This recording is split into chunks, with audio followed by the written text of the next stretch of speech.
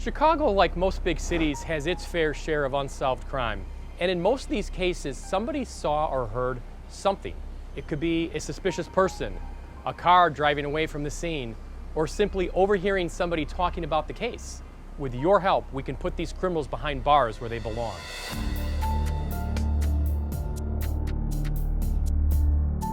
Here in Chicago, we have too many unsolved murders.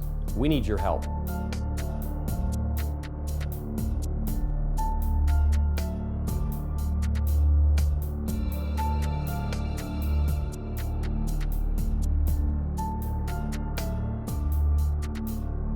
In these cases, the police department is only as strong as the citizens that get involved.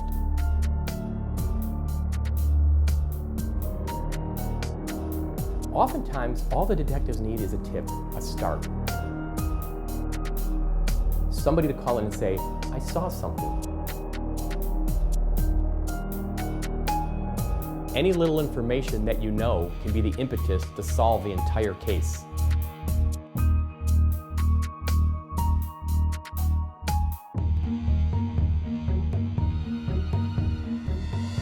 On tonight's final episode of Case File Chicago, we'll be looking at the 1973 double homicide of sisters Sharon and Lillian Pope. On December 13th, 1973, Sharon and Lillian were last seen walking down Dunes Highway in what is now known as Lake Station.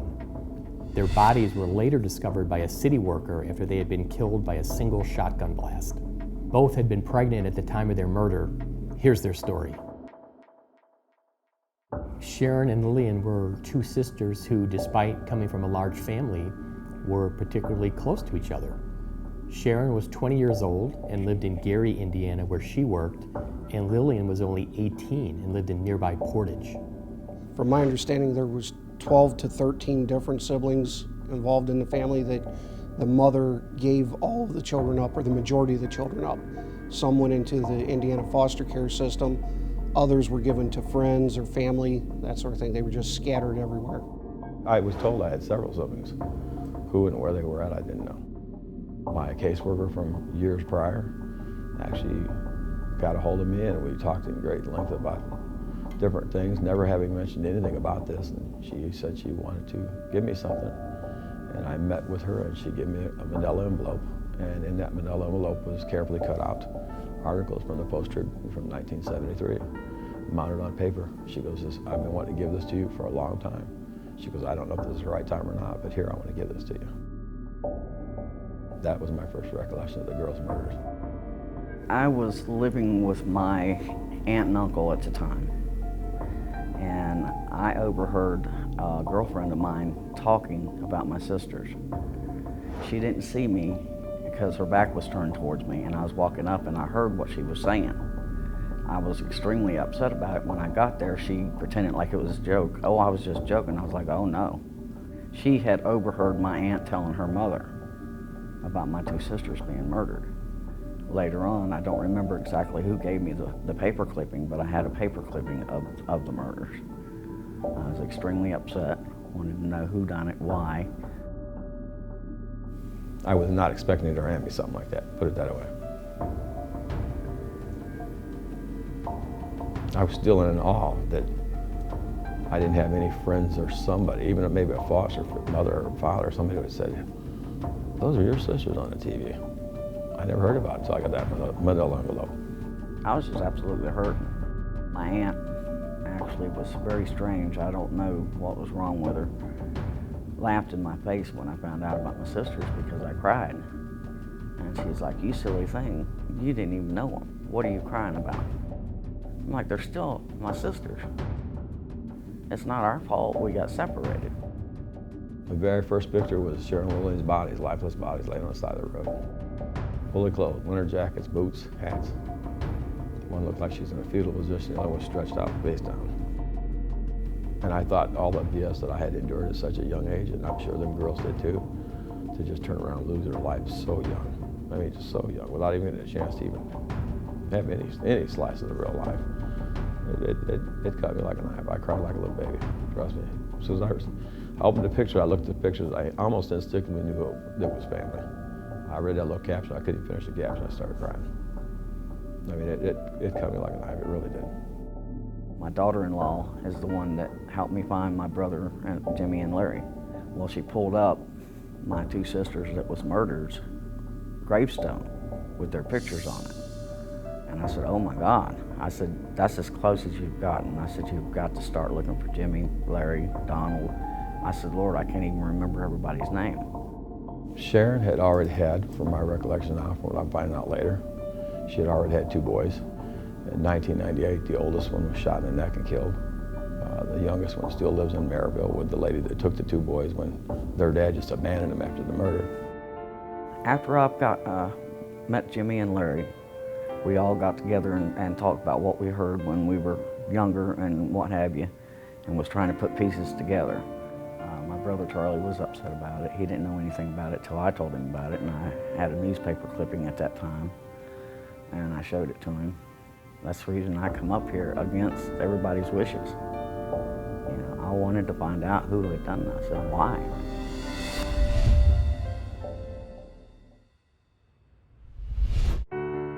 Have you been in an accident? Have you been the victim of discrimination or had your rights violated? Have you been injured? If so, the lawyers at Hale Law would love to talk to you. We offer a free consultation. Call me, Andy Hale, 312-870-6926. 312-870-6926. I look forward to talking with you about your case.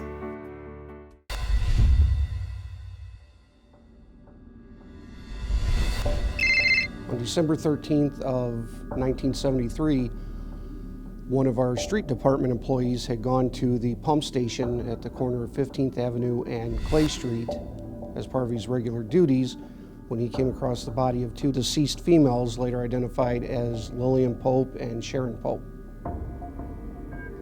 The only thing I was ever told flat out is they were best friends.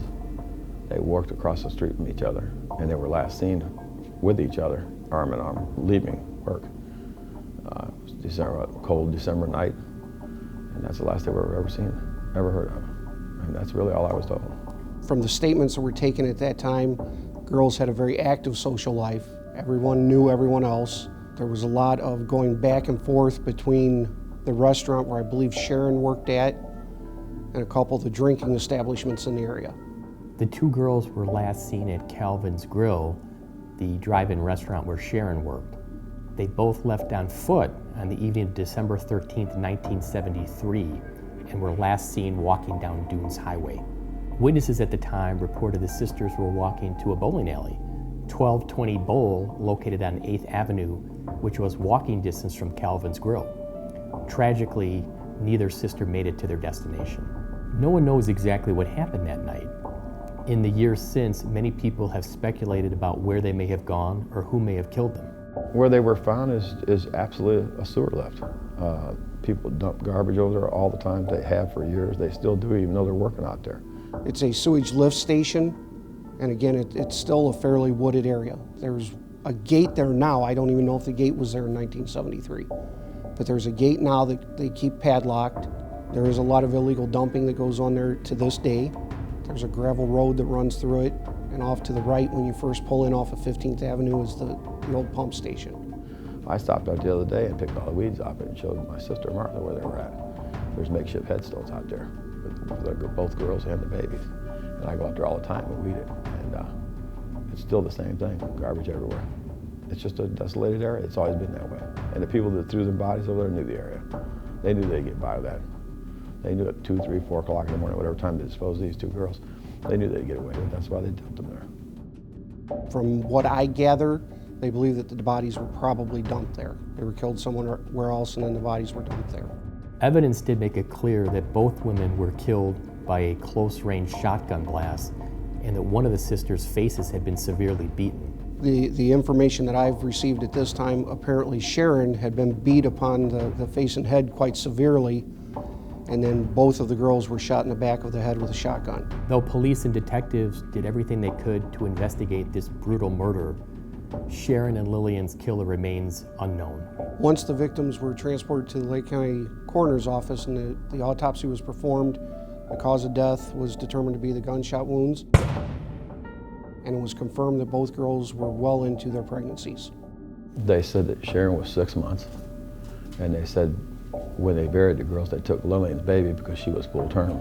She was supposed to have that baby soon. She was absolutely full term, never got the chance to be a mother, never got a chance to see that baby. And that was a travesty itself too, and that's 4 people as far as I'm concerned.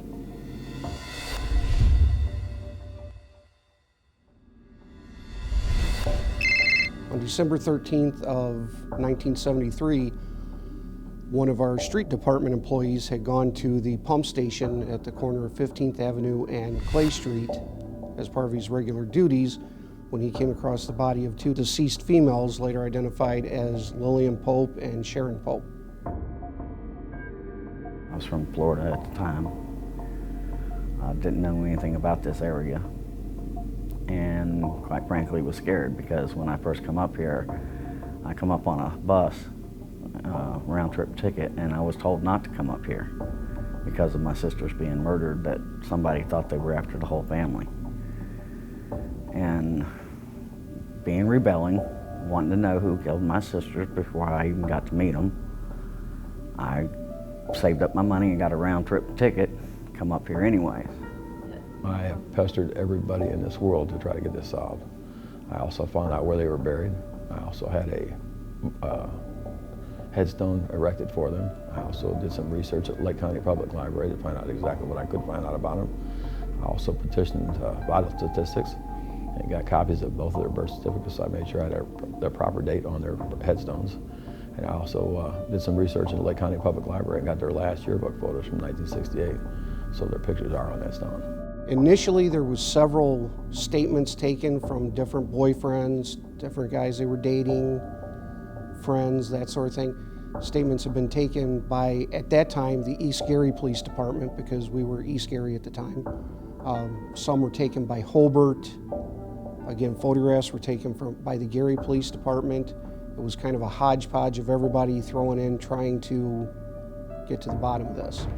I started asking questions, and I wasn't getting answers. I went to Donald, who was supposed to be our dad. He didn't know who I was when I knocked on the door. I was going to ask him, are you Donald Pope? And when he opened the door, he looked just like my uncle, so I knew it was Donald, you know. I just kind of stood there with a smile on my face, and he's like, can I help you? And I was like, oh, you don't know who I am? And he's like, no. I said, Martha. And he's like, oh, come on in and have a seat. I sat down. He went back to his recliner and picked up the paper. Started reading the newspaper. And I kind of sat there, and I didn't really know how to approach him about anything, but I had questions to ask, and I wanted to know about Marilyn, my mother. And I don't talk about her no more. So that's all I got out of him. Then my stepmother come in, Mary, and she was carrying a bag of groceries. She went in and put them on the kitchen table. And I guess her daughter, Vicky, came in with a bag of groceries, took one look at me, dropped them on the couch, and ran out the door screaming. I didn't know what that was all about, so I turned around and looked at Mary, and she just kind of smiled. Oh, well, you look so much like Lillian. When I was younger, I had longer hair. And I think about it today, I'm thinking I was told that Vicky was supposed to pick the girls up the night this happened. Which leads me to believe that she knows something, or might know something. After that, I think the case went cold, and periodically through the years, as detectives discover it, the last one being Detective Sergeant Garber, he actually looked into it for a while. I wasn't familiar with this case until Chief Johnson actually handed it to me and asked me to look into it. I think they were murdered. I think they were thrown on the roadside like garbage, and I think it's been treated like that ever since. You know, even though we were all split as kids, we weren't trash. You know, we were just kids. I mean, it was sad, it really was.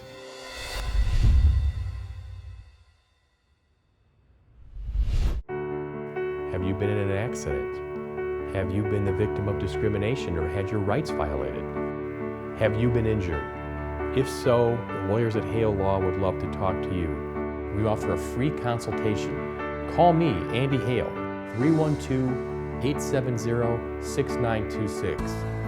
312-870-6926. I look forward to talking with you about your case.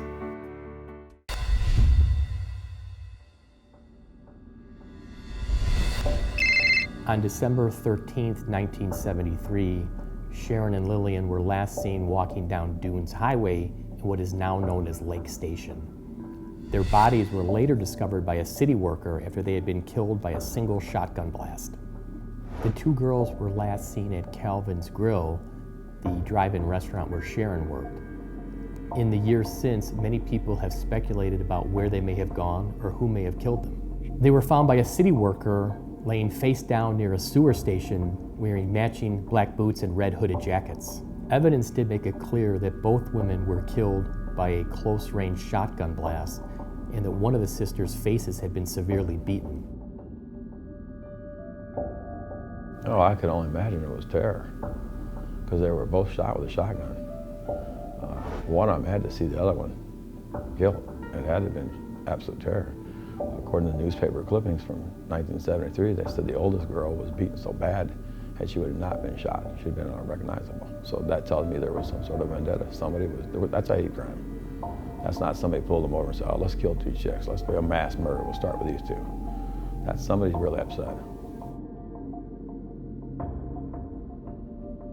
It's very difficult. I mean, to put it in perspective, I was 2 years old when this homicide occurred. So we're talking 45 years ago.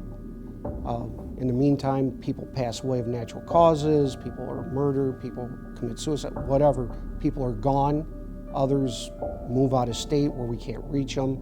But I do believe that there's somebody out there that has information on the case. Somebody knew the girls, knew the family, and knows what happened to them, and they've been holding on to this for 45 years. No, nobody has no recollection of it. That's another thing that's strange. Nobody. I mean, we put it in the paper twice. You'd think you get a hit off somebody. Somebody would call. The only hit I got off was Sharon's son. The lady that took care of Sharon's son. And she said when the girls were murdered, she knew Sharon and Lillian very well. She was real good friends with Sharon at the time.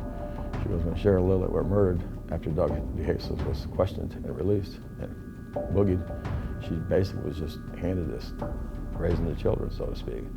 She goes in '98, the oldest one was killed, shot in the neck and killed, but the youngest one's still here and he'd like to see you.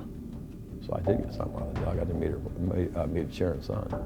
I have only had it for approximately 2 months at this point, and it's been trying to gather information. The original case file is very, very thin on information. Law enforcement in 1973 was a completely different thing than what it is today.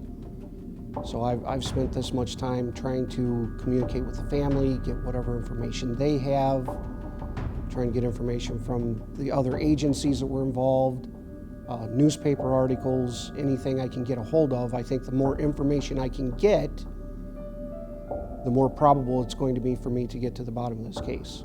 Though so many years have passed, someone out there may know what happened to Sharon and Lillian Pope. This was a tragic, brutal murder of two young sisters. The family is looking for answers and needs closure, and we need to bring this killer to justice. The day that I got that envelope, that was the day that I decided I want some justice for them. I wanted some resolution. I wanted to find out what happened to these girls. Why? I'm sure in my heart and my soul there was no reason in the world that they deserved it. Absolutely no reason. We want to. We want it solved. I feel really bad that it just feels like it's just been thrown out like a piece of garbage. And I don't feel that my sisters were garbage. Even though I didn't know them, I still don't feel that they're our family. They still existed just like we do. And they do, I think that somebody needs to find out what happened, what took place, why, or whatever, so it can be solved before we're all dead. Yeah, to find justice, to get some closure in this case would mean the world to me. It would truly be like hitting a lotto. It'd be the richest moment of my life by all means. That's without a doubt. Not only would I finally have some peace, but I believe they would have peace also. That's what's important. They need to know that somebody gives, you know what I'm saying? I mean, they laid out there for, good Lord, before I ever found out they were there. Better part of 30 years with no, just markers on them. No flowers, no nothing. That in itself is a travesty. We've also been using several different media outlets to try and keep this fresh in people's minds. We don't want people to forget about it. These girls deserve justice. The family deserves to know what happened. And I do, again, believe that there's someone out there that knows exactly what happened to them. We were family, regardless. We got separated, it was not our fault. I still love my brothers and sisters, whether I know them or not. I think our entire family has the right to know. I really believe in my heart and my soul, as small as this community is, and it was even smaller back then, people-wise, that it's a very solvable case. I do believe that in my heart and my soul. If you remember anything or you know anything about this crime, or you were in the area of 15th Avenue and Clay Street and you saw anything that you think might have been suspicious, it occurred in 1973, which the town was known as East Gary at that time. That is all good information that we could possibly use. If you do have any information regarding this case, please contact the Lake Station Police Department at 219-962-1186. Or you can email me directly at madkins, that's ADKINS, at lakestation-in.gov. And you may remain anonymous. I want to know why they thought in their heart or soul they had to take these two young girls' lives and their children. What the hell possessed them to do that, you know? Seriously. I mean, that's not a human that does that. I just hope and pray that this can be solved, and hopefully that my sisters can rest in peace, and we will be able to, if anything happens to us, we'll know it'll be solved. The cases featured on tonight's episode remain unsolved, and we need your help. If you have any information on tonight's episode or any of the cases featured on the show, please give the detectives a call. We need our communities to come together so we can take back our streets and make our neighborhoods safe again.